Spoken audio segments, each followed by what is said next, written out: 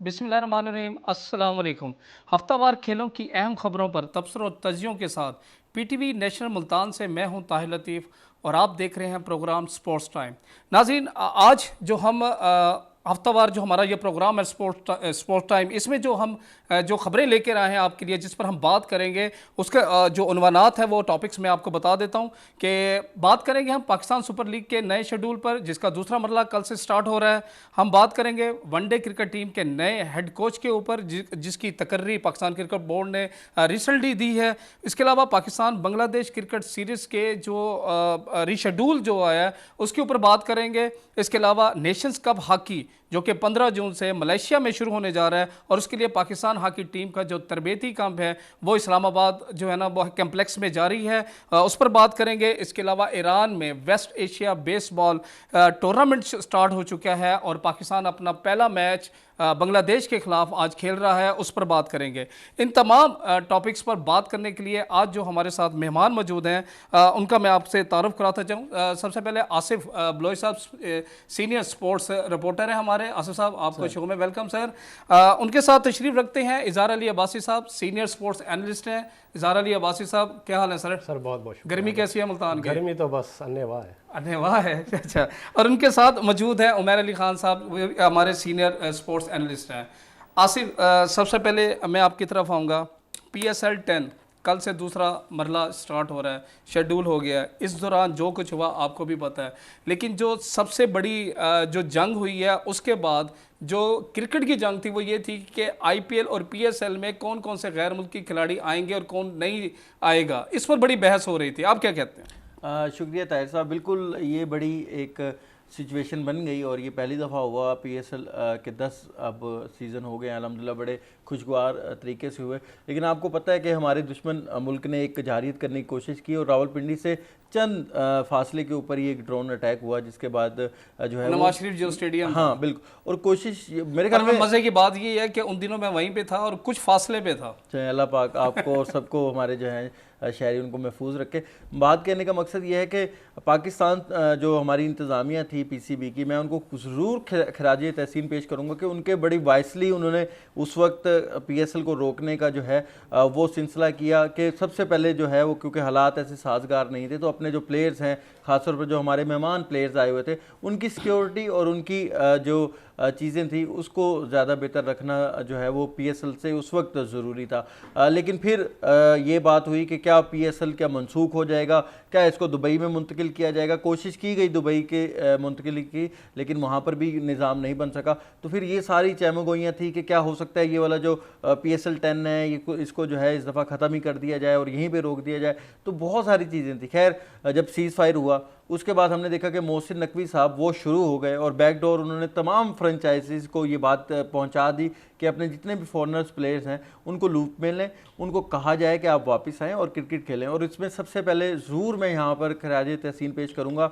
Karachi Kings की इंतज़ामिया को कि जिस तरह से उन्होंने डेविड वार्नर, जो कि हमेशा कहा जाता है कि बड़े मूडी हैं, बड़े जो है ना, हाँ वो उनको क्योंकि वो जब आए थे जिस दिन उनका पहला T20 का जो है वो मैच था, उससे मजे की बात ये है कि ऑस्ट्रेलियन प्लेयर है। हाँ। और उससे पहले हम ये सुन रहे थे कि IPL में ऑस्ट्रेलियन प्लेयर ने जाने से इनकार कर दिया दोबारा वापस। जी बिल्कुल, जो हालात वहाँ पर बने थे धर्मशाला के स्टेडियम में, और हमने जैसे मिचेल स्टार्क के बारे में सुना कि वो बड़े इस वक्त भी जो है ना वो थ्रेटेंड है और वो इस वजह से अफ्रेड हैं, तो वो नहीं जा रहे। और उनकी पूरी फैमिली, उनकी बेगम भी क्योंकि कोचिंग स्टाफ में थी दिल्ली के लिए, वो भी नहीं जा रही। तो पाकिस्तान के लिए खुशहाइन बात यह है कि डेविड वार्नर ना सिर्फ आ रहे हैं बल्कि कराची किंग्स की ऑलमोस्ट पूरी, जिसमें टिम साइफर्ट भी हैं, जेम्स विंस भी हैं, आप देखें कि वो भी आ रहे हैं। फिर इसी के साथ आप कोयटा ग्लैडिएटर के रेली रूसोफ हैं और जो एलन हैं वो भी आ रहे हैं। फिर इसी तरह आप देखें कि पेशावर ज़ल्मी के टॉम कैटमोर हैं वो भी आ रहे हैं, यानी कि ये बड़े बड़े प्लेयर्स हैं।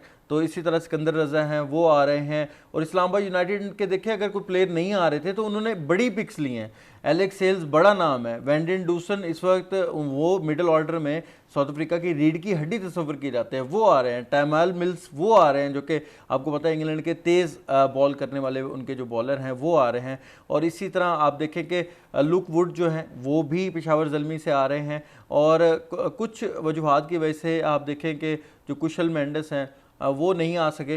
या वो तो IPL IPL चले गए, ठीक है, इंडियन मीडिया उठा भी हाँ, पड़ा। वो नहीं, मेरे ख्याल में मेरा इसके चंदीमल मेरा ख्याल में उनकी जगह चंदीमल आए हैं और फर्नांडो जो हैं वो आ रहे हैं। लेकिन मेरी जो असेसमेंट है मेंडिस को लेके, मेंडिस कहीं ना कहीं, क्योंकि वो पहले ही शुरू के मैचेस ज़रूर खेले, लेकिन जैसे ही चैपमैन आ गए थे तो मेंडिस को खिलाना बंद कर दिया था जो है हमारी कोयटा ग्लैडिएटर को। तो उन्होंने कहा यार यहाँ पे बेंच वार्म करना है, और वहाँ पे क्योंकि विकेट कीपर बैट्समैन बटलर नहीं थे तो उनकी रिप्लेसमेंट में इनको लिया गया।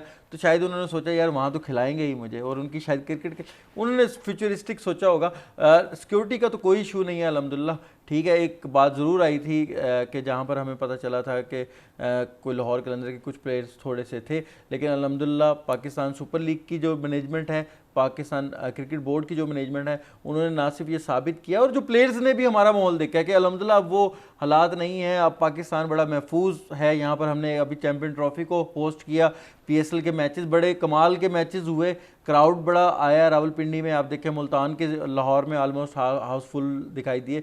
तो अच्छी क्रिकेट हो रही थी, सब कुछ बेहतरीन था। और ये प्लेयर्स भी जानते हैं कि जो हरकत की गई वो कहाँ से हो रही थी, वो कौन करने की कोशिश कर रहा था, कौन क्रिकेट को सबोताज करने की कोशिश कर रहा था, और किसने हमेशा क्रिकेट को सबोताज किया है। भी आ रही थी कि जिस दिन ये दुबई के लिए गैर मुल्की खिलाड़ी, जिस दिन PSL मुलतवी हुआ और जिस बेस से इनको जहाज पे जो है ना दुबई भेजा गया, तो उससे ठीक 7 या 10 मिनट के बाद वहां पर जो है ना इतलात ऐसी आई थी कि कुछ हुआ है। देखिए ये चीज़ें तो फिर थी ना, जब आप जंगी जो है वो उसमें होते हैं तो ये चीज़ें तो होती रहती हैं। लेकिन अल्हम्दुलिल्लाह पाकिस्तान की जो एयरफोर्स है, पाकिस्तान की जो इंतज़ामिया है, उन्होंने बड़ी सेफली, जितने हमारे मेहमान आए हुए थे उनको उस हालात में भी कि जब आपकी फ़िज़ाई हदूद को जो बंद किया गया था, आपने उनको फिर भी जो है यहाँ से आप लोगों ने उनको बाहर भेजा, अपने अपने घरों में महफूज तरीके से गए। और यही वजह है, यही एतमाद है, यही भरोसा है कि वो अब वापस आ रहे हैं, और वापस आ रहे हैं, और ना सिर्फ वापस आ रहे हैं बल्कि जो PSL की रंगीनी है, और जो दुश्मन चाहता था कि इस मुल्क से क्रिकेट को जो है ना वो ख़त्म किया जाए, अल्हम्दुलिल्लाह उसको मात खानी पड़ी है, और इंशाल्लाह आगे भी उसको मात ही मिलेगी, क्योंकि पाकिस्तान की जो कौम है वो जिंदा दिल है, और वो हमेशा अपने जितने भी फॉरनर्स आते हैं उनकी मेहमान नवाजी में भी कोई कसर नहीं छोड़ती। बिल्कुल। अब्बासी साहब आपकी तरफ PSL का दूसरा मरला कल से स्टार्ट हो रहा है और 25 को फाइनल है। पहला अगर हम फेज देखें तो उस वक्त हमारी जो ऑडियंस थी, जो क्रिकेट शायकीन थे, वो इतना ज़्यादा PSL में या क्रिकेट में इतना इन्वॉल्वमेंट थे। क्या अब जब दूसरा फेज़ आ रहा है आप समझते हैं कि ऑडियंस भी आएगी, और क्योंकि मैच बड़े शानदार होने जा रहे हैं? शुक्रिया ताहिर साहब, आपने मुझे बोलने का मौका दिया।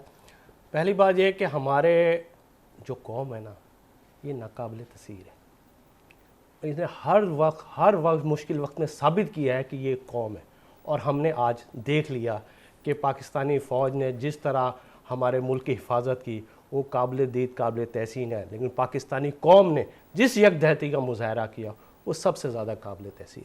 दूसरी बात यह है कि एक मैं पाकिस्तान क्रिकेट बोर्ड और पाकिस्तान सुपर लीग के खुसूसन मुबारकबाद देता हूँ कि इतनी ज़बरदस्त मैनेजमेंट है कि इतने हालात नासाज होने के बावजूद उन्होंने गैर मुल्की खिलाड़ियों का एतमाद हमेशा जीते रखा, और यही रहा। आसिफ साहब ने बड़ी अच्छी बातें की, उन्होंने ऐसे ऐसे खिलाड़ियों के नाम बताए कि मुझे वो बताने की ज़रूरत ही नहीं है कि वो हमारी पाकिस्तान की जीत है कि वो गैर मुल्की खिलाड़ी फ़ौरन वापस आ रहे हैं। वरना ये वो लोग थे कि किसी भी मुल्क में एक छींक आ जाए तो वापस आने का नाम नहीं लेते थे। लेकिन मौजूदा तो पाकिस्तान क्रिकेट बोर्ड अभी बता नहीं, जो धर्मशाला में जो मैच हो रहा था और मिचेल स्टार्क के और उसकी फैमिली के साथ जो हुआ है कि वो अभी इतने डरे हुए हैं कि वो बिल्कुल ही आने को तैयार नहीं। यही मैं कह रहा हूँ ना कि ऑस्ट्रेलियन जो थे ना, ऑस्ट्रेलिया का तो ये है कि जहाँ भी उन्हें हालात गड़बड़ नजर आते थे ना, वो सिरे से आते ही नहीं थे। लेकिन अब माशाल्लाह का डेविड वार्नर का जो बयान है, ये हमारे लिए स्पोर्ट, ये क्रिकेट की जीत है। डेविड वार्नर का बयान ये क्रिकेट की जीत है कि उसने, और हमारे पाकिस्तान की जीत है कि वो एक बड़े अच्छे अंदाज में अपने एक नए जोश और वल्वले के साथ के यानी कराची किंग्स की क़यादत करेंगे। दूसरे, अब परफॉर्मेंस के लिहाज से आ जाए, परफॉर्मेंस के लिहाज से अगर देखा जाए ना, तो पहले फेस में जिसने कम बैक किया वो कोयटा ग्लैडिएटर, और सबसे पहली टीम भी वही है क्वालिफाई करने वाले। यानी कि वो शुरू के मैच हार रही है और फिर आखिरी के मैच वो मुसलसल जीतती है। यहाँ मैं ना कोयटा ग्लैडिएटर इस वजह से तारीफ करूंगा कि उसके बॉलिंग अटैक बड़ा मजबूत है। यानी फ़हीम अशरफ, वसीम जूनियर, आपका मोहम्मद आमिर, खुर्रम शहजाद, इब्रार, ये 5 पाकिस्तानी रेगुलर बॉलर है। फिर एक छठा है उस्मान तारिक, जिन पे बॉलिंग एक्शन पे एतराज़ लगा था और वो इलेक्शन बॉलिंग एक्शन उनका खत्म हो गया, यानी कि मुतनाज़ 6 वो बॉलिंग है जो कोटिया ग्लेटर है, साथ एक जनूबी पंजाब का एक लड़का है हसन नवाज। मैं उसकी तारीफ यूं करना चाहूंगा, 2 नौजवान है ना, लेकिन उसके उसमें क्या है, उसका IQ लेवल ऐसा है कि आखिरी ओवर में 13 रन की जरूरत थी, उसे पता था कि वो अगर खड़ा रहेगा तो कोयटा ग्लैडिएटर जीतेगी, अगर नहीं खड़ा रहेगा तो कोयटा ग्लैडिएटर हार जाएगी। वो अलग बात है 4 बॉलों पे 3 कैच छूटे, उस ओवर में 3 कैच छूटे, लेकिन साबित कदम रहा कि मैं बॉलिंग यानी कि बैटिंग एंड में मैं खड़ा रहा तो कोयटा ग्लैडिएटर को मैं जो, ये एक जूनियर खिलाड़ी का IQ लेवल बता रहा हूं। मैच में भी उनकी सेंचुरी है, फिर जो उसने लास्ट मैच में जो सेंचुरी बनाई है, सेंचुरी उसने बाद में बनाई है, पहले उसने रोसो को खिलाया है। हाँ बिल्कुल, रेली रोसो ने ये मैं उस बच्चे का IQ लेवल बता रहा हूं कि अभी वो उसकी इंटरनेशनल क्रिकेट इतनी हुई नहीं है, लेकिन उसकी कारकर्दगी सीनियर से भी ज्यादा अच्छी है कि उसका IQ लेवल क्या है कि वो स्टैंड कर रहा है एक जगह पे, अगले मैच में एक सीनियर खिलाड़ी को ज्यादा खिला रहा है। सीनियर खिलाड़ी ने पहले सेंचुरी बनाई है और वो भी हसन नवाज की वजह से कि हसन नवाज ने उसे खिलाया है। बाकी ये है कि जो अगले मैच आ रहे हैं उसमें जो आपको पता है पाकिस्तानी अवाम तो ना कर गुजरने की सलाहियत रखती है, बिल्कुल ऐसे ही है। अब ये देखें ये स्टेडियम कैसे फुल होंगे, ये आप हम तो दिखाना है ना, अब तो हमें दिखाना है दुनिया को कि हमने एक मैदान में जीता है, तो इंशाल्लाह स्पोर्ट्स के मैदान में भी हम बिल्कुल ऐसे ही है, और ये कौम इंशाल्लाह करके दिखाएगी। मैं आपकी तरफ आऊँगा। PSL का कल जो मैच दूसरे मरहले का स्टार्ट हो रहा है, पेशावर ज़ल्मी और कराची किंग्स का। पेशावर ज़ल्मी के बारे में आप क्या कहेंगे कि उनके 2 मैच हैं और उनके लिए दोनों ही इम्पोर्टेंट हैं? बिल्कुल, पेशावर ज़ल्मी को अगर नेक्स्ट राउंड में क्वालिफाई करना है तो पेशावर ज़ल्मी को अपने ये दोनों मैचेस जीतने होंगे, और अगर कल पेशावर ज़ल्मी जीत जाता है फिर भी उसको वो लाहौर कलंदर से हर हाल में जीतना है, क्योंकि लाहौर कलंदर के पास बारिश वाला 1 पॉइंट है। उनके 9 पॉइंट्स तो अगर वो लाहौर कलंदर जीत जाता है पेशावर ज़ल्मी से तो उसके 11 पॉइंट्स हो जाएंगे और फिर पेशावर दोबारा रह जाएगा। तो हर हाल में कल अगर वो कराची किंग्स से हार भी जाए, लेकिन लाहौर कलंदर से हर हाल में जीतना पड़ेगा तो ही पेशावर ज़ल्मी के चांसेस हैं, अदरवाइज नहीं है। और जैसे कि आप बात कर रहे थे कि अभी के जो अब स्टेडियम्स की हालत होगी, जो अब शायकीन ने आना है, तो पिछले जो पहला फेज गुजरा उसमें हमने देखा कुछ शायकीन इतनी बड़ी तादाद में नहीं आए जैसे पिछले PSL सीजन्स में आ रहे थे, तो कुछ थोड़ा सा वो एक कंट्रोवर्सी भी क्रिएट हुई हुई थी, सोशल मीडिया पे एक मुहिम भी चली हुई थी PSL के हवाले से, जिसकी वजह से काफी कुछ इम्पैक्ट पड़ा। टीम की कारकर्दगी भी माजी में ऐसी रही है। चैंपियंस ट्रॉफी से जो शायकीन है वो बड़े मायूस हुए थे, उससे पहले T20 वर्ल्ड कप में बड़े मायूस हुए थे, टीम से बहुत ज़्यादा मायूसी हुई थी, प्लेयर से मायूसी हुई थी, बाबर रिजवान जो स्टार्स हैं, शाहीन स्टार है, उनसे मायूसी हुई थी फैंस को। तो अब वो फ़ैन वैसे भी देखने नहीं आ रहे थे, कुछ सोशल मीडिया का जो इम्पैक्ट क्रिएट हुआ था उसकी वजह से भी। लेकिन अब जो सूरत हाल है इंशाअल्लाह अब स्टैंड्स फुल होंगे। मुल्तान की जो 3 मैचेस हुए हैं सब कुछ होने के बावजूद भी फिर भी 70% जो है वो क्राउड फिर भी आया मुल्तान स्टेडियम। अवाम तो आई है, लेकिन मुल्तान मैचेस के हवाले से बस मुल्तान देखें, एक धूप की वजह से मैच चला गया और दूसरा जंग की वजह से मैच चला गया मुल्तान का। पहले ही मुल्तान को 5 मैचेस मिलते हैं, इस दफा 2 वैसे ही चले गए। खैर इस बार मुल्तान की ओवरऑल अगर हम बात करें, मुल्तान के शायकीन, मुल्तान के स्टेडियम और मुल्तान सुल्तान की बात करें तो ये PSL मुल्तान सुल्तान ने तो पहले मैच में ही इतना बड़ा टारगेट जब सेट किया और उसके बाद चेज करवा दिया, तो वहीं से शायद उनका मोराल, उनकी जो परफॉर्मेंस है वो शैटर हो गई, वो संभल ही नहीं पाए कि उसके बाद वो सिर्फ 1 मैच जीते और अब कोई मैच नहीं वो जीते। अच्छा अब परफॉर्मेंस के लिहाज से मुल्तान सुल्तान ये परफॉर्मेंस ना मेरे नज़दीक 3rd अटेम्प्ट है। पहले जो अटेम्प्ट है आप खिलाड़ियों की नीलामी होती है, आप नीलामी में ही हार गए थे। आपके जो मेजर बॉलर थे, पहले आप शाहनवाज धानी था, एहसान उल्लाह था, अब्बास अफरीदी था, खुशदिल शाह था, ये आपके मुल्तान सुल्तान की टीम थी।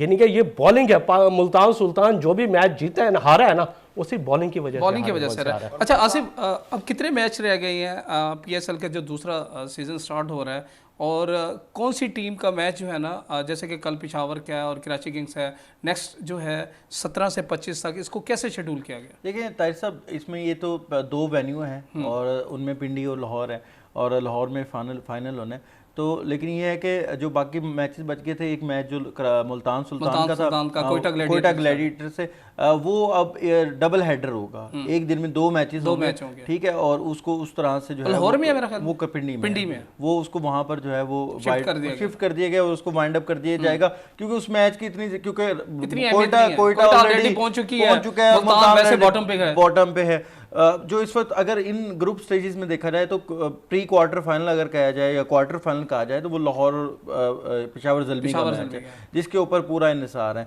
अभी देखिए मैं आपको एक बात बताऊं कि अभी इस्लामाबाद यूनाइटेड की टीम भी क्वालिफाई नहीं की, उनके ऊपर भी तलवार लटक रही है कि अगर देखें आज अगर पेशावर ज़ल्मी जो है वो मैच जीत जाती है कराची किंग्स से तो उनके 10 पॉइंट हो जाएंगे, और इस्लामाबाद यूनाइटेड अपना आखिरी मैच हार जाते हैं तो वो भी 10 पॉइंट पे ही रह जाएंगे, ठीक है। उनका नेट रन रेट कुछ बेहतर नहीं वो अगर ये देखें अगर पेशावर ज़ल्मी कराची किंग्स को बड़े मार्जिन से हरा देती है तो उनका नेट रन रेट उनका भी बेहतर हो सकता है, और वहां से अगर लाहौर कलंदर हरा देती है जनाब इसको पेशावर ज़ल्मी को तो उनके 11 पॉइंट हो जाएंगे, तो फिर मसला आ जाएगा पेशावर ज़ल्मी और इस्लामाबाद यूनाइटेड के रन रेट पे, ठीक है। तो अभी ये जो 3 टीमें हैं इस वक्त ये मेजरली अभी ये लड़ रही हैं for the last 4th spot जो है। हालांकि इस्लामाबाद यूनाइटेड ने जिस तरह सर उन्होंने पहले 5 मैच जीते, ठीक है, और वो पिंडी स्टेडियम में थे, उसके बाद जैसे ही वो लाहौर में गए या उन्होंने एक जो मुल्तान में मैचेस हुए या जिस तरह वो फिर संभलने में नहीं आई वो टीम, ठीक है। तो वो समझ से बाहर है कि यार वो फिर टीम को हुआ क्या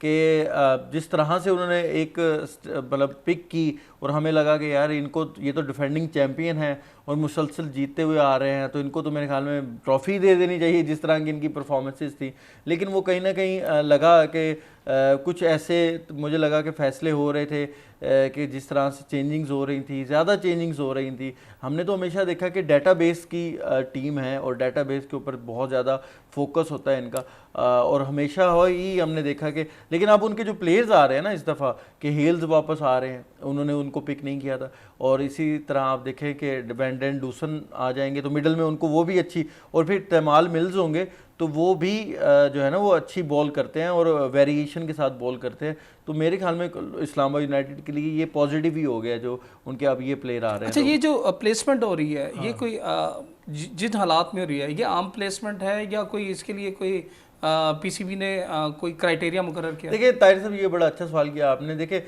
जब भी एक रिप्लेसमेंट होती है तो वो जब नेक्स्ट बिडिंग होती है तो उसमें रिटेन जब आप करते होते हैं प्लेयर तो वो इस बुनियाद पे करते हैं कि आपकी जो पिछली पिक थी वो कौन थी, फिर उनमें से आप जो आपकी 4, 5 या 6 आपकी जो पिक्स होती हैं वो आप करते हो, बाकी रिटेन करके बाकियों को आप छोड़ देते हो, ठीक है। तो अब पीसीबी ने ये वाजे कर दिया है कि जो आपके पहले प्लेयर्स थे जो पहले फेज में खेले थे वो आपकी परमानेंट पिक्स होंगी, अगर उनको रिटेन करना चाहेंगे तो वो ही आपके प्लेयर होंगे, ठीक है। ये जो अब हम इन सर्कमस्टांसिस में ये पिक ले रहे हैं तो ये प्लेयर जरूरी नहीं कि अगली पिक में आप इनको रिटेन कर सकते हैं, आप रिटेन नहीं कर सकेंगे क्योंकि ये इन हालात में जो है ना आप इनको पिक कर रहे हैं। तो ये एक तो ये पीसीबी ने क्लियर कर दिया है। तो अब जितने भी प्लेयर्स आपके अब आ रहे हैं और जो नहीं भी आ रहे तो अगली दफा एक तो पहली बात यह है कि आपको मॉडल तब्दील होने वाला है, बिल्कुल कि हो सकता है अगले मॉडल में 2 फ्रेंचाइजी में वो ऐड होंगी, 10 हो जाएंगी, ऐड होंगी, सॉरी 8 हो जाएंगी। हाँ, और एक तो ऐड होंगी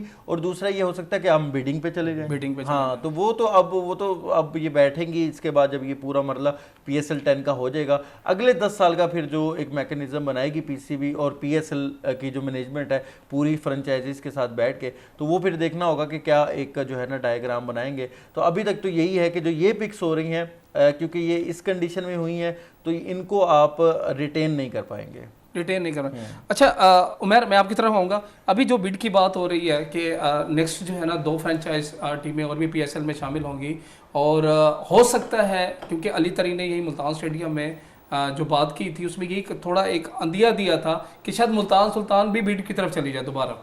तो क्या ऐसा है कि मुल्तान सुल्तान का मालकान भी तब्दील होने जा रहे हैं? क्या हम ऐसा नज़र आ रहा है आपको?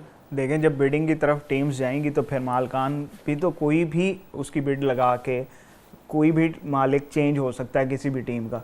अब बिडिंग से जैसे अब हम अपने नेबर्स की कंट्री को देखें तो IPL में बिडिंग होती है और जिस तरीके से वो प्लेयर्स की बिडिंग करते हैं तो प्लेयर्स वहाँ पे अपने नाम रजिस्टर करवाना ज़्यादा उनको फैसिनेटिंग लगता है निस्बत पीएसएल के, क्योंकि पीएसएल में हम जो मर्जी कर लें, पीएसएल में हम प्लेयर्स को उतना पैसा नहीं दे पा रहे जितना आईपीएल में देता है। अब आप कॉर्बिन बोश की एग्जांपल ले लें, उसने पीएसएल में रजिस्टर करवाया, वो पिक भी और उसके बाद उसको आईपीएल ने ज़्यादा पैसा ऑफ़र कर दिया, वो हमें छोड़ के वहाँ चला गया।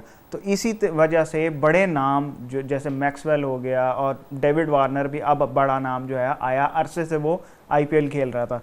तो जब तक बिडिंग प्रोसेस अगर आता है और फिर ये फ्रेंचाइजेज प्लेयर्स को, लेकिन कार्बन रोज वहां पे मैच तो कोई नहीं खिलाया गया, ठीक है पैसे वो बाहर ही बैठा। असल में वो एक तरीकाकार होता है ना कि आपने किसी प्लेयर को खराब करना, ये पीएसएल में गया चलो इसको एक्स्ट्रा पैसे दे के ना इसको यहाँ पे बेंच पे बिठा दे कि भाई तू बैठा रहे। तहरीरी माफी भी मांगी, लेकिन देखे ना लेकिन वो जो पीएसएल में जो 2 साल के लिए उनको हमने बैन कर दिया। बिल्कुल इधर से बैन हो गए, उधर से वो बेंच पे बैठे हैं। तहरीरी माफी से क्या होता है, जो जिस मकसद एक्शन होना चाहिए था, खिलाड़ी जो है वो तो मैदान में ही अच्छा लगता है ना, खूबसूरत लगता है ना।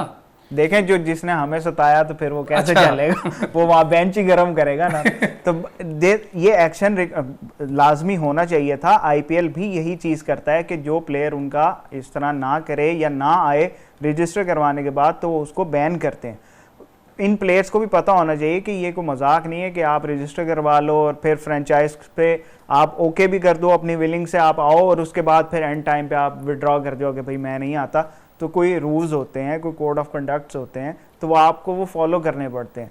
तो अगर पीएसएल को इस तरह के स्ट्रिक्ट एक्शन लेने चाहिए इन प्लेयर्स के खिलाफ। और जो बिडिंग की बात आप करें, बिडिंग होगी तो मुझे लगता है कि पीएसएल मजीद बड़ा होगा, क्योंकि प्लेयर्स को आपको बड़े नाम लाने के लिए बिडिंग की तरफ जाना पड़ेगा। बिल्कुल ऐसे ही है। अच्छा आसिफ, बस पीएसएल के हवाले से लास्ट तीनों से आपसे पिशावर ज़ुल्मी कल जीत रही है या कराची किंग्स? देखिए मैं अब आपको मैं लिख रहा हूँ ना, नहीं मैं बताता हूँ। एक तो कॉम्बिनेशन चेंज हो गए हैं और आप ये देखें कि अलजारी जोसेफ जिस तरह की बॉल कर रहे थे, हालांकि वहाँ पर लुक वुड्स अभी मौजूद हैं, ठीक है, और सुफियान भी हैं, लेकिन मैं ये कहता हूँ कि जिस तरह की बॉल कर रहे थे अलजारी, तो वो ज़रूर सेटबैक होगा इनके लिए। लेकिन दानियाल भी बॉल अब अच्छा कर रहे हैं और उन्होंने, आपको याद होगा मुल्तान में 3-4 आउट किए थे, रिजवान का कैच भी पकड़ा था। हाँ, तो अच्छा अब देखना ये होगा पिशावर या कराची। ओवन भी तो नहीं आ रहे ना, हाँ। और कराची की पूरी टीम है, तो कराची मैं चाहता हूँ ज़ल्मी जीते, लेकिन मैं चाहता हूँ ज़ल्मी जीते, हाँ। लेकिन जीतेगा कराची। मैं चाहता हूँ कि पिशावर जीते। हाँ मैं चाहता हूँ, ठीक है ना, ये मेरे वाली बात कर रहे हैं। नहीं, मैं तो आसिफ साहब की बात करूँगा, जो अच्छा खेलेगा वही जीतेगा। वही जीतेगा। नहीं आप ये ना शादाब या बाबर? बाबर उमर शादाब नहीं, शादाब मैंने सुना है कि वो इंजरी उनकी जो है ना वो बिल्कुल ठीक हो गई है, शायद वो कप्तानी के लिए है। अच्छा, ये इधर जो पिशावर का कॉम्बिनेशन टूटा है ना, उसकी वजह से पिशावर के चांसेस नीचे चले गए हैं। लेकिन पिशावर जोर ज़रूर मारेगा और हमारी भी दुआएं कि पिशावर जीते, क्योंकि पिशावर ज़ल्मी का इस पीएसएल के अंदर रहना बहुत ज़रूरी है। अच्छा, नेक्स्ट टॉपिक पे चलते हैं आसिफ। बिल आखिर जिस तरीके से माजी में हमने देखा कि हमारे वाइट बॉल कोच जो है वो गैरी क्रिस्टन जो है ना वो छोड़ के चले गए, हालांकि उनका मुआहदा 3 साल का था, लेकिन वो 1 साल भी मेरा ख्याल में उनका मुकम्मल नहीं हुआ था। ये पाकिस्तान क्रिकेट बोर्ड की एक रवायत रह गई है। अब एक और बड़ा नाम, हालांकि उन्होंने क्रिकेट नहीं खेली, क्रिकेट का एक मैच भी नहीं खेला, लेकिन कोचिंग का उनको बड़ा वसी एक्सपीरियंस है। 2012 में न्यूजीलैंड के वो हेड कोच बनते हैं, 2015 में न्यूजीलैंड वर्ल्ड कप का फाइनल खेलती है। वो बाय चांस जो है ना वो जिस तरह रनर अप रहती है वो आपको भी पता है, हमें भी पता है, लेकिन अब वो पाकिस्तान क्रिकेट टीम के वाइट बॉल के कोच बन गया माइक हैंसन। आप क्या समझते हैं, क्या ये कितना अच्छा फैसला है? अच्छा, आपने जैसे कहा कि वो खेले नहीं, इसी तरह के एक कोच है पैडी उपटन। अच्छा, ये दुनिया के ऐसे कुछ टॉप के कोचेज हैं ना, ठीक है, जिनको मैं बड़ा हाईली रेट करता हूँ। माइक हैंसन का जो है, उनकी एक मैं आपको बात बताऊँ कि 2016 में एक मैच था against India, they were playing T20 world cup, और उसके अंदर जो है वो होम ग्राउंड इंडिया का था, और वहाँ पर उन्होंने सऊदी को भी खिला दिया, सेंडनर को भी खिला दिया, और वहाँ से जो है वो नेथन मैकलम जो थे वो ऑफ स्पिनर थे, वो भी खेल रहे थे। तो हमने कहा यार ये जो पिच एनालिसिस करने वाले थे वो भी कह रहे थे कि ये फास्ट बॉलर के लिए साजगार होगी पिच, वहाँ इतने स्पिनर डाल दिया आपने। तो उसके बाद जब मैच शुरू हुआ और भारत की पूरी टीम जो है वो ऑलमोस्ट 80 ओड रन बना के आउट हो गई, ठीक है, तो हमने तब देखा कि सैंडर और सोधी ने तो हिले नहीं दिया वहां पर पूरी टीम को, और इंडिया वो मैच बुरी तरह से हार गई। तो मुझे उस टाइम बैठ के मैं देख रहा था वो मैच, तो मैंने कहा यार ये तो बंदा बड़ा, इनका जो कोच है जीनियस है, इज अ जीनियस। और उसके रीडिंग बाद पावर अच्छी है। हाँ, उसके बाद आप 2015 की जैसे बात बता रहे थे, आप न्यूजीलैंड को उससे पहले कहीं रेट नहीं कर रहे थे। और उसने क्या किया, उसने और मैकलम जब कप्तान थे, उन्होंने बैठ के ये सोचा कि यार हम अब एग्रेसिव जाएंगे, और उस टूर्नामेंट में उन्होंने यही पॉलिसी अपनाई, और मार्टिन गप्टिल ने, आपको याद होगा, 200 भी उस टूर्नामेंट में स्कोर किया था। तो इन्होंने फिर वो ऑल एंड आउट गए थे। फिर आप ये देखो कि वो जो एलिट वाला मैच था, जहां पे ग्रांट एलिट ने बड़ा क्रूशल मैच जितवाया अगेंस्ट साउथ अफ्रीका, और आप देखते जाएंगे फिर उसने जो एक माइंडसेट चेंज किया। तो इस वक्त पाकिस्तान को भी एक ऐसी टीम चाहिए। भाई मैं एक बात करता हूं, सॉरी टू से, लेकिन जब मिसबा उल हक हमें छोड़ के गए थे तो हम सिर्फ इस दहाने पे खड़े थे कि क्या हमने वर्ल्ड कप क्वालिफाइंग खेलना है या नहीं खेलना। और वो अच्छा हो गया कि हमारी एक सीरीज चली गई जिम्बाब्वे के साथ। नहीं, सीरीज चली नहीं गई, हमने सीरीज एडजस्ट की गई और वहां पे हम मैचेस जीते, और हम अल्लाह अल्लाह करके चैंपियन ट्रॉफी के लिए हमने क्वालिफाई किया, और वहां मौजिजाना तौर पे हम वो चैंपियन ट्रॉफी जीत गए, जिसके बाद हमें क्वालिफाइंग नहीं खेलना पड़ा, और हम डायरेक्ट जो है वर्ल्ड कप। वरना मिसबा उल हक जो एक इंजेक्ट करके गए थे चीज, वो मिसबा भी ठीक है अपनी जगह। वो कहते हैं यार 3-4 आउट हो जाते थे, मैं आता था, अब मैं भी अगर तेज खेलने में आउट हो जाऊं, लेकिन वो हम इतना स्लो करते माइंडसेट। अब ये हो गया कि हम अच्छी बॉल पे सिंगल भी नहीं लेते। हम हर बाउंड्री, आप डॉट परसेंटेज पिछले 3-4 सालों में अगर देखें, पाकिस्तान की दुनिया में डॉट परसेंटेज सबसे ज्यादा है। हमारा पावर प्ले में जो स्कोरिंग रन्स हैं वो सबसे जो है ना कम है। तो हम जब ये चीजें माइंडसेट नहीं चेंज करेंगे, प्लेयरों के अंदर आप देखें सब टैलेंटेड हैं। जब अभी जैसे अब्बास साहब कह रहे थे, हसन नवाज का वो कह रहे थे, इस तरह के बड़े प्लेयर आ रहे हैं हमारे पास जो कि जिनका स्ट्राइक रेट बेहतर है, जो हमें पीएसएल में खेलते अच्छा दिखाई दे रहे हैं। हम जब उनको माइंडसेट चेंज करेंगे, उनको बताएंगे कि भाई dot ball is a crime in white ball cricket, जब आप उनको ये बताएंगे, हमने इस चैंपियन ट्रॉफी के अंदर 150 बॉलें डॉट खेली, तो मैं इस कोच को बहुत ज्यादा हाईली रेट करता हूं। और अभी देखें वो इस्लामाबाद यूनाइटेड की भी कोचिंग कर रहे हैं, तो मैं तो चाहता हूं कि वो आएँ और पाकिस्तान का सिर्फ माइंडसेट चेंज करें। और यहाँ एक खबर जरूर दूंगा कि उन्होंने जरूर पीसीबी से ये कहा है कि भाई मैं विद अपनी टीम आऊंगा, ठीक है। टीम आपको पता है फिर उसमें जो कोचिंग स्टाफ बिल्कुल ऐसी है, जिसमें फील्डिंग को दीगर जो भी होते हैं, तो वो अपनी टीम के साथ आ रहे हैं, और आना भी चाहिए, क्योंकि अगर आप उनको पावर देंगे, आप उनको इसमें मैं आऊंगा आपके कि भाई इस पे क्या है। अब्बासी साहब, माइक हैसन को कैसे देख रहे हैं? क्या पाकिस्तान टीम दोबारा उठ पाएगी? माइक हैसन एक अच्छे कोच के साथ एक अच्छे मुंतजिम भी है।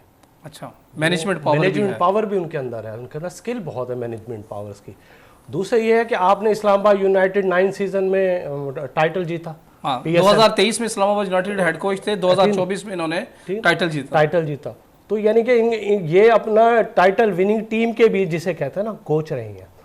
लेकिन दूसरी है, हम माजी की तरफ आए तो हमें थोड़ा सा मोहतात होकर यूँ चलना पड़ता है कि हमने गैर मुल्की कोचेस के साथ ना काफ़ी बुरा सलूक किया है।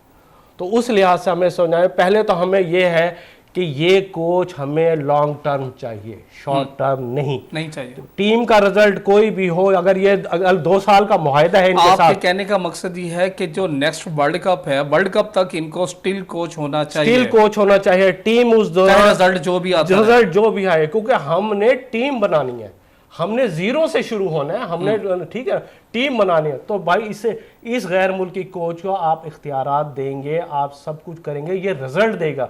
लेकिन इसके लिए हमें भी खुद ना हौसले और सब्र के साथ काम लेना चाहिए कि अगर हम टीम बनाने के प्रोसेस से गुजर रहे ना, तो उसमें थोड़ा सा वक्त लगता है।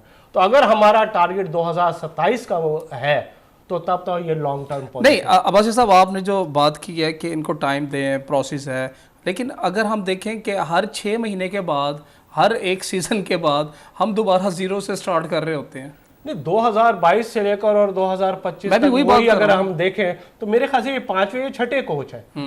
अच्छा, उससे कोच तो मैं दूसरी साइड चलेगा, फिर भी ये बात करूं, इसी तनाजुर में हम चीफ सिलेक्टर्स को भी देखते हैं। चीफ सिलेक्टर ने तो टीम बनानी होती है ना, वो भी 2022 से लेकर 2025 तक वो भी आपको 6-7 चीफ सिलेक्टर मिल जाएंगे। यानी कि ये वो ओहदे हैं कि आप उसके कोई शॉर्ट टर्म ना लें, खुदारा। अगर आपने टीम बनानी है ना, तो कम अज कम इन्हें 2 से 2.5 साल 3 साल दें, और इनसे ये ना पूछो अगर आपको एतमाद है। 3 साल के लिए तो गैरी क्रिस्टन भी हालात कुछ ऐसे हो जाते हैं, हालात कैसे नहीं होते, हालात बनाए जाते हैं। हमारे यहाँ एक ऐसा ग्रुप होता है कि जो जिसे कहते हैं ना रेलू कट्टे ग्रुप, ये वो ग्रुप होता है जिनका काम ही यही होता है कि टीम में वो हाई परफॉर्मेंस विकेट डायरेक्टर बन गए।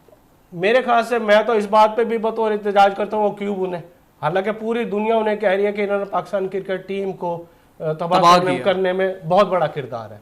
यानी आप एक बंदा जिसकी हाई परफॉर्मेंस जो है वो वन डाउन है, बाबर आजम की मैं बात कर रहा हूँ, 105 मैच बतौर वन डाउन खेले और 5,500 रन उन्होंने एक वन डाउन पोजीशन पे बनाए हैं, लेकिन आप उन्हें क्या खिला रहे हैं, ओपनर, जहां उनके 4 मैच भी नहीं है और जबरदस्ती खिला रहे हैं। तो फिर इसका आप मतलब क्या है, आपका क्या आप उस बल्लेबाज को इम्तिहान में डाल रहे हैं, उसकी क्रिकेट तबाह कर रहे हैं, तो ये तो नहीं चलेगा। लेकिन अब्बासी साहब माजी में हमने देखा है कि जो हमारे लेजेंड प्लेयर हैं, मैं इंजमाम की बात करता हूँ, मैं यूनुस खान की बात करता हूँ, मैं मिसबा की बात उन्होंने जिस पोजीशन पे खेलना है ना तो वो डर जाते थे कि भाई मैंने इसी पोजीशन पे खेलना है। तो बाबर आजम क्यों नहीं डटे? बाबर आजम का मैं ऐसा क्या है, देखिए ना, एक प्लेयर है वो उसको पता है कि मैं कंफर्टेबल हूँ वन डाउन पोजीशन पे, जब आप और वो रन्स भी बना रहा है, तो फिर जब आपको कहा जाए कि नहीं आपने ओपनर आना है तो वो वहां पे स्टैंड उन्होंने क्यों नहीं किया? ताहिर साहब अगर कोई आपको शटअप कॉल दे तो फिर आप क्या करेंगे? तो फिर आप लेजेंड किस चीज के, आप इतने हाई परफॉर्मेंस, आपको पीछे आपके अवाम आपका, अब देखिए मुल्तान में जब आए थे बाबर की हो रही थी, हालांकि मुल्तान सुल्तान को हम जो है ना कर रहे थे, लेकिन चारों तरफ सराउंडिंग जो आवाजें थी वो किसकी थी? वो बाबर थे। लेकिन मैं आपको बता दूं, हमारे यहाँ एक होता है कि अगर किसी को पुश करना हो ना तो वो ये कहते हैं ये आपके लिए चैलेंजेस वो है, आप ये कर सकते हैं।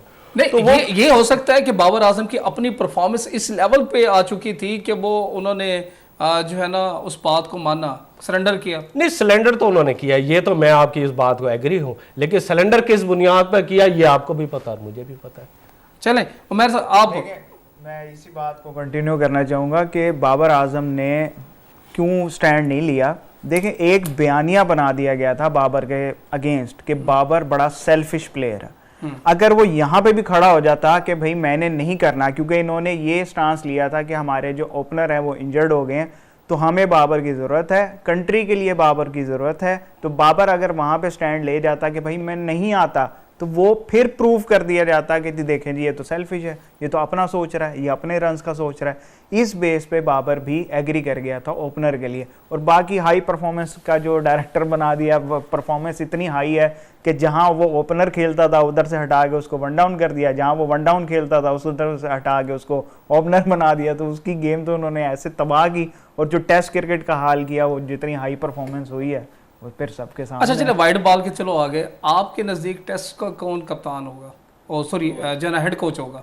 देखें अभी तो वैसे कप्तान वाली बात भी ठीक है, कप्तान वाली भी ठीक है, कप्तान सुनने में आ रहा है सऊद शकील को बनाया जा रहा है, और जो हेड कोच है वो मिसबा के नाम भी आ रहा है और यूनुस खान का भी नाम आ रहा है। लेकिन मिसबा के चांसेस ज्यादा हैं, कह सकते हैं आप। एक साबिक प्लेयर ने उनको मुबारकबाद भी दे दी है मेरी इतलात के मुताबिक। कह सकते हैं, क्योंकि सोशल मीडिया पे जो चीज़ें घूम रही होती हैं वो कहीं ना कहीं जाके सच निकल भी आती हैं, क्योंकि वो अंदर की बातें होती हैं। कहीं ना कहीं कोई ट्वीट कर देता है या कोई पोस्ट लगा देता है मुबारक, जैसे आप मुबारकबाद की कह रहे हैं, तो हो सकता है कि मिसबा ही आ रहे हों जो मुबारकबादें वसूल करना शुरू हो चुके हैं।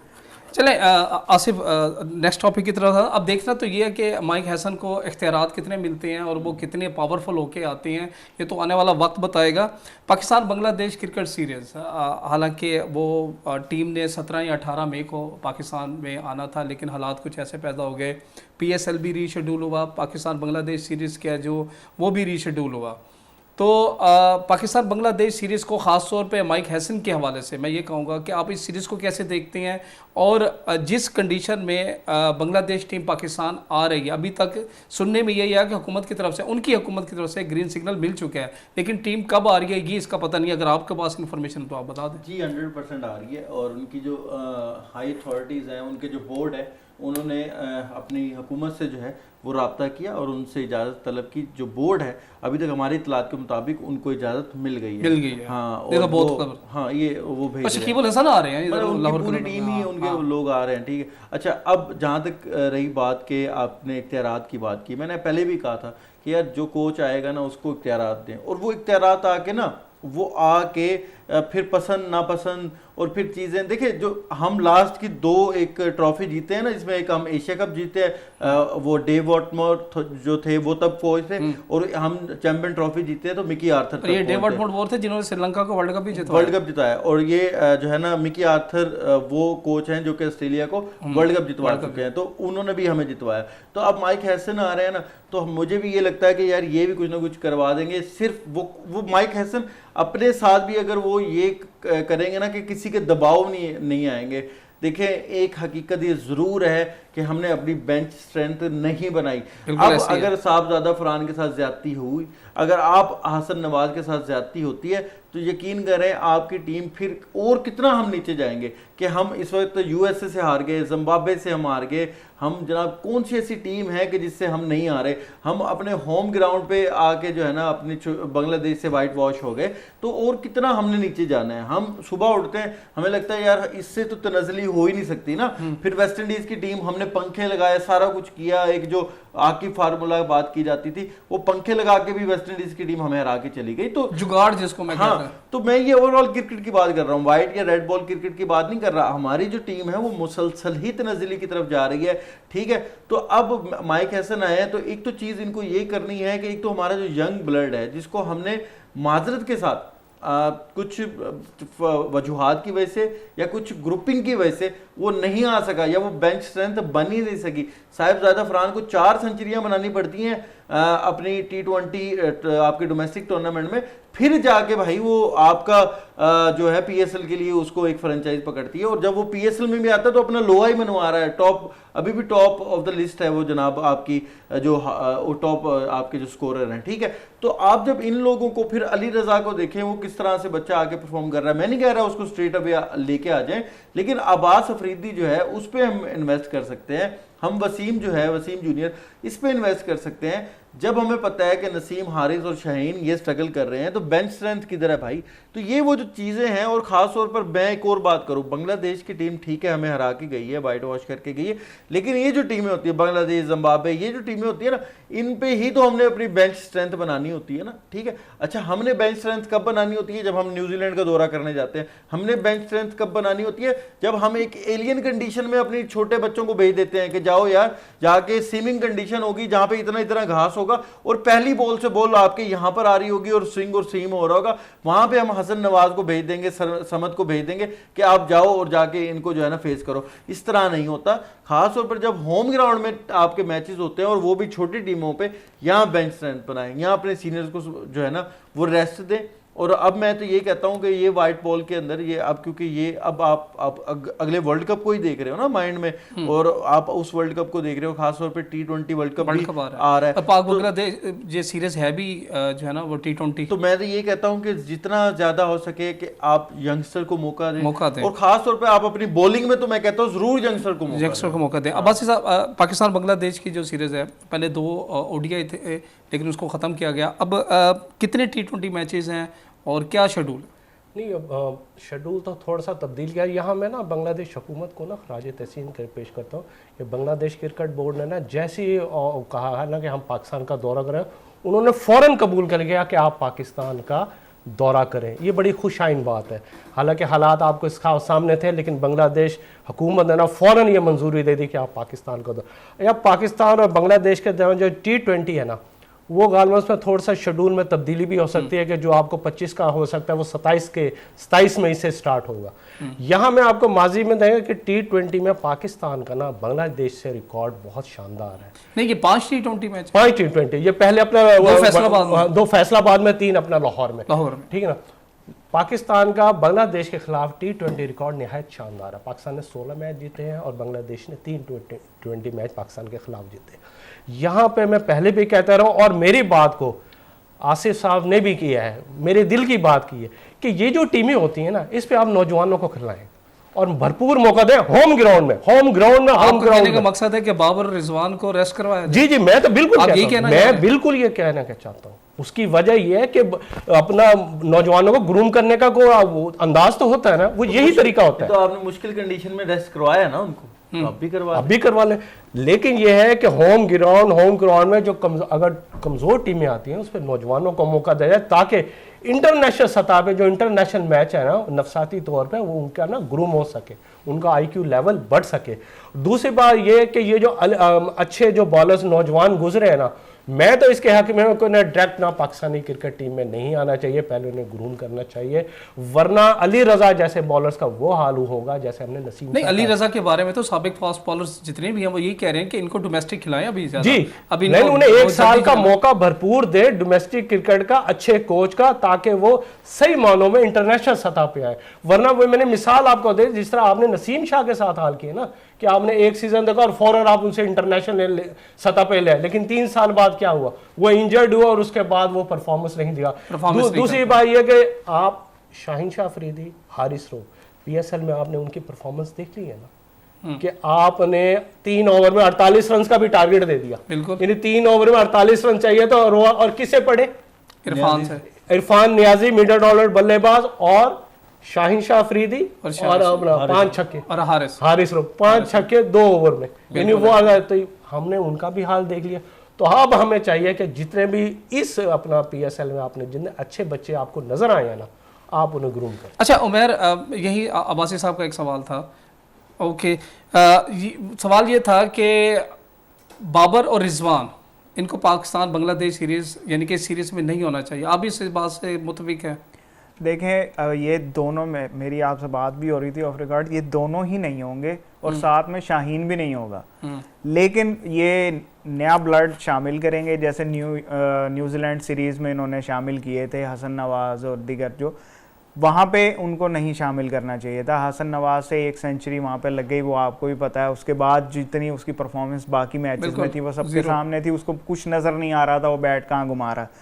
तो हम अपने नेबर्स को भी देखें। नेक्स्ट टॉपिक पे जाना, बस ये है, ये अब नया ब्लड शामिल करेंगे, तजर्बा करेंगे इस बांग्लादेश सीरीज में, मैचेस हारेंगे, फिर ये दोबारा से वही टीम सेलेक्ट करके वर्ल्ड कप के लिए जाएगी, जिसमें Babar, Rizwan, Shaheen, Naseem. Favourite nations hockey cup जो है वो, उसके लिए पाकिस्तान की टीम भरपूर तरीके से तैयारियां कर रही है। 15 जून से 21 जून तक जो है ना कुआलालंपुर में ये टूर्नामेंट होना जा रहा है, और बड़ी टॉप की टीमें 8 टीमें हैं।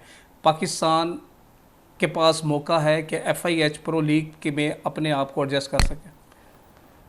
पहली बात, शुक्रिया ताहिर साहब। पहली बात ये है कि ना, जिन हालात में तरबियती कैंप, और आपको पता है गर्मी कितनी है, और पाकिस्तानी हॉकी टीम जो इस टाइम तरबियत कैंप में मौजूद है, वो जिसने फुल अपना ना दिल जान जिगर के साथ ना तरबियत के कैंप में से है। दूसरी बात ये कि पाकिस्तान हॉकी फेडरेशन के जो सदर है ना, मीर तारिक बुगटी साहब, वो खुद उन्हें मॉनिटर कर रहे हैं। जो सबसे बड़ी बात ये कि आपके हॉकी के सरबराह खुद उसको कर रहे हैं कि अच्छा, इसमें एक थोड़ी सी ऐड कर लूँ कि नमाज के फौरन बाद जो है ना, वो उनका तरबियती कैंप स्टार्ट हो जाता है, और वो खुद भी वहाँ मौजूद होते हैं सुबह 6 बजे। ये मैंने ना खुद देखा है कि वो सुबह 6 बजे ना ग्राउंड में मौजूद होते हैं, और वो अपने तमाम जो प्रोसेस होता है ना तरबियत कैंप का, वो बड़ी बारीक बीनी से देख मुजाहरा करते हैं।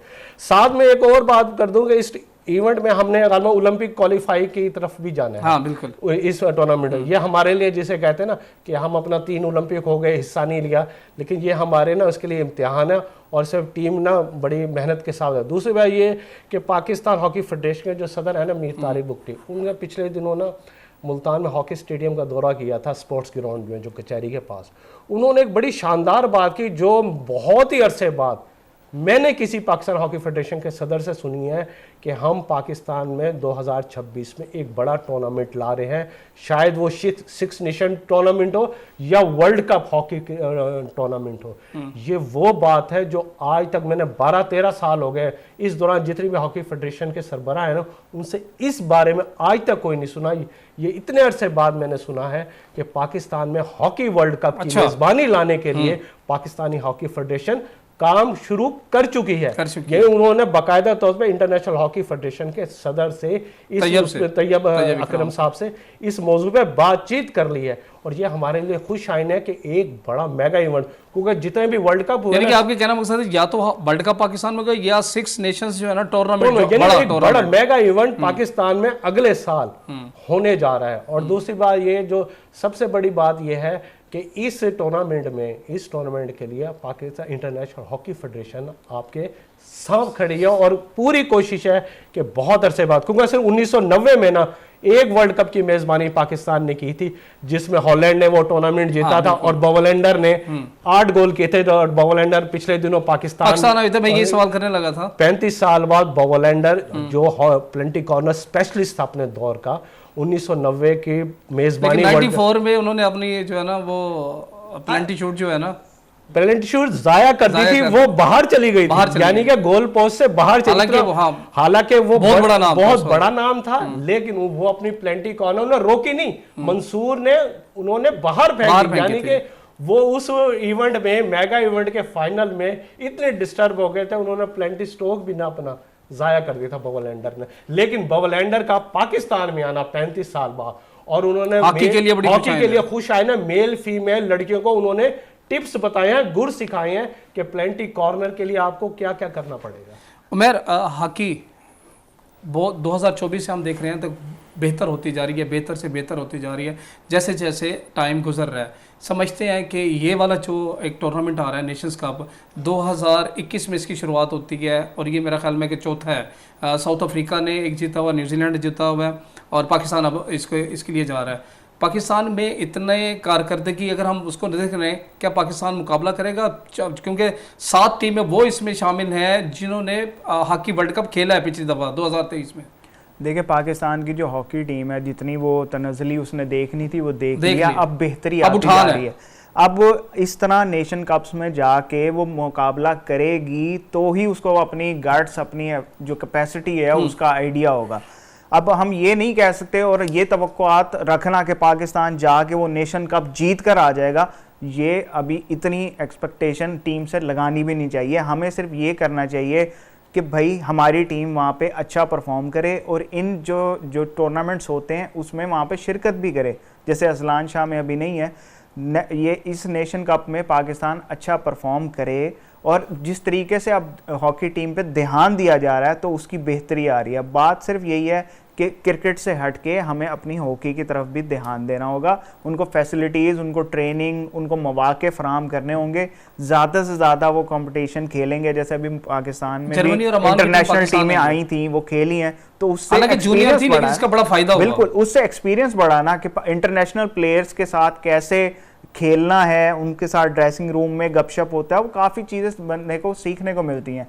तो ये इस तरह के टूर्नामेंट्स में पार्टिसिपेट करेंगे। रिजल्ट बेशक हार जाए पाकिस्तान, लेकिन पाकिस्तान में उसके बाद भी बेहतरी ही आएगी हॉकी टीम में। तो ऐसे टूर्नामेंट्स में पाकिस्तान को जाना चाहिए और कम्पीट पाकिस्तान करेगा और इंशाल्लाह अच्छा रिजल्ट इसमें देगा। अच्छा आसिफ, जो तरबियती कैंप भी चल रहा है और आपकी भी इस पर नज़र है, पाकिस्तान की जो सीनियर टीम है वो जिस तरीके की परफॉर्मेंस दे रही है, जो खिलाड़ी इस वक्त हैं, हमाद भट्ट जो है ना वो पाकिस्तान टीम के कप्तान है, उसमें हम जो है ना सुलेमान एक लड़का है, राना वहीद है, हनान भट्ट है, ये इस वक्त स्टार्स प्लेयर हैं। आप इन खिलाड़ियों को, इनकी सिलेक्शन को और ख़ास तौर पर हॉकी फेडरेशन की इनको जो स्पोर्ट मिल रही है, आप उसको किस नज़र से देखते हैं? देखिए, स्पोर्ट अभी भी मैं कहता हूँ ऐसे नहीं मिल रही जो मिलनी चाहिए। मेरा अभी भी इस पे रिजर्वेशन है। हम जो एक डेली की बात करते हैं, डेली की जो बात करते हैं, तो डेली ये भी बहुत कम है। मुझे लगता है इसको बढ़ाना चाहिए।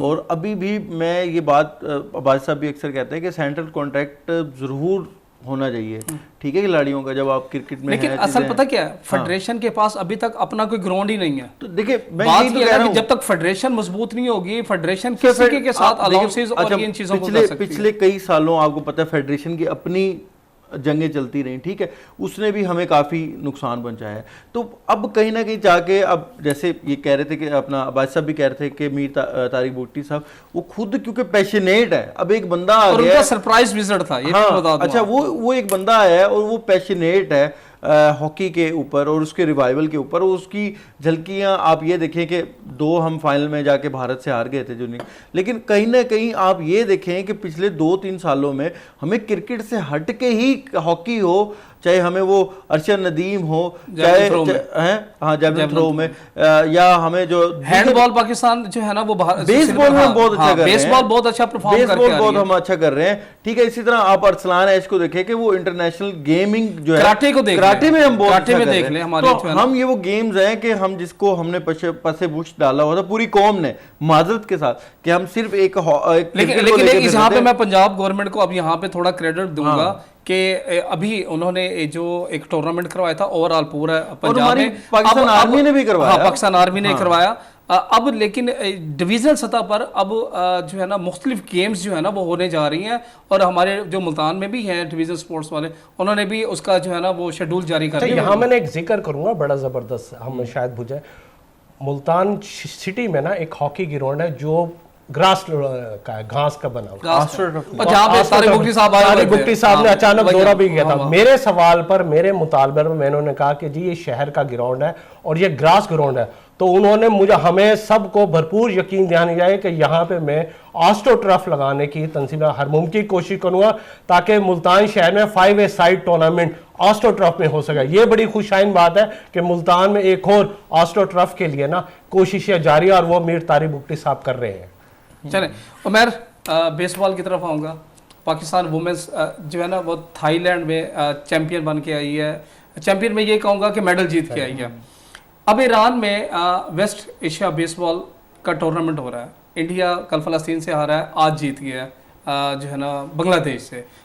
पाकिस्तान का भी जो इस वक्त दिफाई चैंपियन के तौर पे जो है इस टूर्नामेंट में शिरकत कर रही है, लेकिन अगर मैं इसके थोड़ा सा बैकडोर पे जाऊँ ना तो बहुत सारे मसाइल का सामना है बेसबॉल फेडरेशन को, लेकिन उसके बावजूद वो लड़के, वो टीम, वो फेडरेशन पाकिस्तान का झंडा सरसब्ज झंडे को बुलंद करने के लिए हर मुमकिन कोशिश कर रही है। आप उनकी परफॉर्मेंस को जो वेस्ट एशिया कप में आज उनका मेरे ख्याल में मैच भी अभी इस वक्त चल रहा होगा, आप दिफाई चैंपियन के तौर पर इनको कैसे देखते हैं? देखें, आपने कहा कि बेसबॉल को, उनकी फेडरेशन को मसाइल का सामना है। मसाइल तो होंगे जब उनको मिलता ही कुछ नहीं है, कोई फैसिलिटीज़ नहीं है, कोई लाइमलाइट ही नहीं है उनके ऊपर। अब हम डिस्कस कर रहे हैं तो बहुत से लोगों को अभी तो ये पता ही नहीं होगा कि हमारी बेसबॉल मैन की टीम है भी और वो वहाँ कम्पीट करने ईरान गई हुई है। तो ना मैं किसी यहाँ पे करेक्शन कर दूं, इंडिया ने ईरान को हराया, बांग्लादेश का पाकिस्तान के साथ मैच जा रही है। उससे पहले अब देखें ना, वो लोगों को पता ही नहीं है कि हमारी टीम वहाँ कम्पीट करने गई हुई है। तो ये हमने मीडिया के थ्रू या पब्लिसिटी के थ्रू हमने अपनी इन टीम्स को भी दिखाना है, इन पे भी लाइट डालनी है थोड़ी कि भाई ये भी हमारी टीम है, ये भी सब हिलाली परचम को ऊपर सर बुलंद करने के लिए ममालिक में कम्पीट पैसे नहीं है, वो बाई रोड गए हैं बरास्ता गवादर ईरान।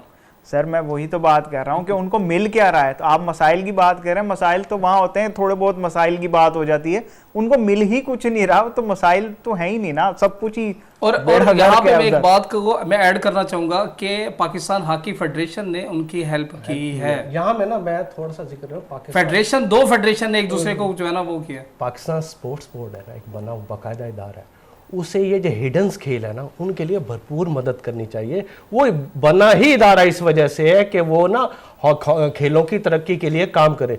बेसबॉल में मैं ख़ुसूसन ख़वातीन का जिक्र करूँगा, 2016 से ख़वातीन ने स्टार्ट किया था पाकिस्तान में बेसबॉल, और पाकिस्तानी ख़वातीन टीम ने इस पर नहायत ही शानदार सिर्फ 9 सालों में तरक्की की है कि विक्ट्री स्टैंड पर पाकिस्तानी ख़वातीन टीम आ गई है। यानी तीसरी पोजीशन लेना ये पाकिस्तान की बहुत बड़ी जीत है। अच्छा, प्रोग्राम का टाइम जो है ना वो ख़त्म होता है। आसिफ साहब आपका बहुत बहुत शुक्रिया, इज़हार अब्बासी साहब आपका बहुत शुक्रिया, उमैर साहब आपका बहुत शुक्रिया। नाजरीन, स्पोर्ट्स की नई खबरों के साथ अगले हफ्ते आपके सामने फिर हाजिर होऊंगा। तब तक के लिए इजाज़त दें ताहिर लतीफ़ को। अल्लाह हाफिज़।